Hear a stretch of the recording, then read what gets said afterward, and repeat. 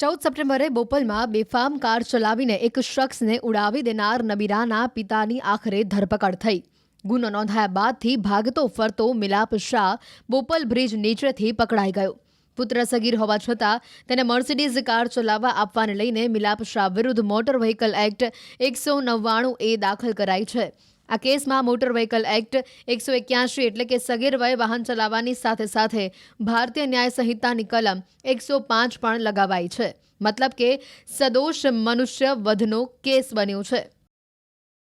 14 સપ્ટેમ્બરે બોપલમાં hit and રનનો બનાવ બન્યો હતો, જેમાં એક મર્સિડીઝ કાર ચાલકે એક સિક્યોરિટી ગાર્ડને અડફેટે લીધો, જેમાં તેઓનું મોત થયું હતું. બનાવ બાદ કાર ચાલક ફરાર થયો છે. આ બનાવ બાદ પોલીસે સીસીટીવી ચેક કરતા હિટ એન્ડ રન કેસમાં મોટો ખુલાસો થયો. આ કાર એક સગીર ચલાવતો હતો. ડ્રાઇવિંગ લાયસન્સ પણ નહોતું. તે સગીરે પૂરપાટ કાર હંકારતા એક નિર્દોષનો જીવ ગયો. આ આખા બનાવ અંગે ન્યૂઝ 18 ગુજરાતીની ટીમે સૌ પહેલા અહેવાલ પ્રસારિત કર્યો હતો. કાર ચાલકની ઓળખ થતાં બોપલ પોલીસે દાખલારૂપ કાર્યવાહી કરવાની શરૂઆત કરી, જેમાં સગીરના પિતા મિલાપ શાહની પણ ધરપકડ થઈ છે. અગાઉ કાયદામાં સંઘર્ષમાં આવેલા કિશોરને નજરકેદ કરવામાં આવેલો હતો અને એના પિતા એ જાણતા હતા કે એ જુવેનાઇલ છે અને એને વાહન ચલાવવા ન દેવાય.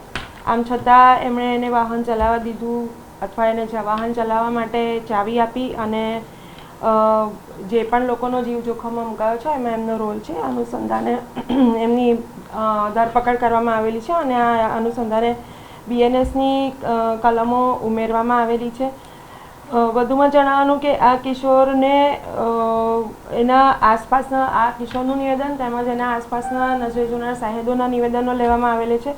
BNSની કલમ 183ની ઉમેરો કરવાનું હાલ એની તજવીજ ચાલુ છે.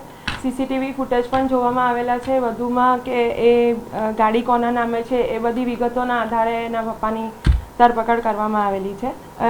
પોતાના પિતા મિલાપ કુમાર પ્રવીણભાઈ શાહનાઓને જાણ કરી તેમની પરવાનગી લઈ ઘરેથી મર્સિડીઝ ગાડી લઈ ગયો છું એવું એણે જણાવ્યું હતું અને એના ઘરે જે અરિહંત બંગલોઝ છે એની પાસે પહોંચતા એક ભાઈ જે ડિવાઈડર પરથી નીચે ઉતરતા હતા એમને ગાડીથી ઉડાવી દેવાનું ઘટના બનેલી છે એવું એણે જણાવેલું છે અને એને પપ્પાની પરવાનગી લીધેલી છે એવું જણાવેલું હોવાના કારણે આમાં BNSની કલમ ઉમેરવામાં આવી છે. વત્તા MV એક્ટમાં પણ જે જોગવાઈઓ છે કે સગીર નાનું બાળક હોય કે 18થી ઓછું હોય અને એના પિતાએ ના આપવું જોઈએ વ્હીકલ.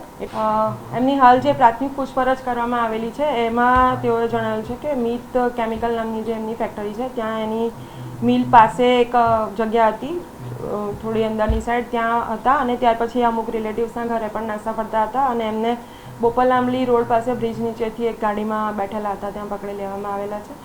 અને આટલા દિવસથી તે આ રીતે જ્યારે કલમ ઉમેરો થયો અને એમની એરેસ્ટ કરવાની છે એવી જાણ થઈ ત્યારથી એ નાસ્તા ફરતા હતા અને ત્યાર પછી એમને પકડી લીધા છે. સગીરના કેસમાં જ્યારે 16 વર્ષનો ઉંમરનો એ વ્યક્તિ હોય છે અને જો એ કોઈનું વિધાઉટ લાઇસન્સ એ ગાડી ચલાવતા પકડાય છે અથવા કોઈ ગંભીર અકસ્માત કરે છે, એવા સંજોગોમાં જો કોઈ પોલીસ કેસ બને છે તો એના પિતા, ટૂંકમાં એના વાલી, જેની ગાડી છે એ વાલીના ઉપર કેસ દાખલ થાય છે અને છેલ્લા જે નવા પ્રોવિઝન છે MV એક્ટમાં એ મુજબ દંડની જોગવાઈ છે. 20,000 સુધીનો દંડ થાય છે અને ફાધરના ઉપર પણ એક્શન લેવામાં આવે છે અને સગીરનું લાયસન્સ ભવિષ્યમાં ના મેળવી શકે એ પ્રમાણેના પોલીસ તરફથી રિપોર્ટ થાય છે.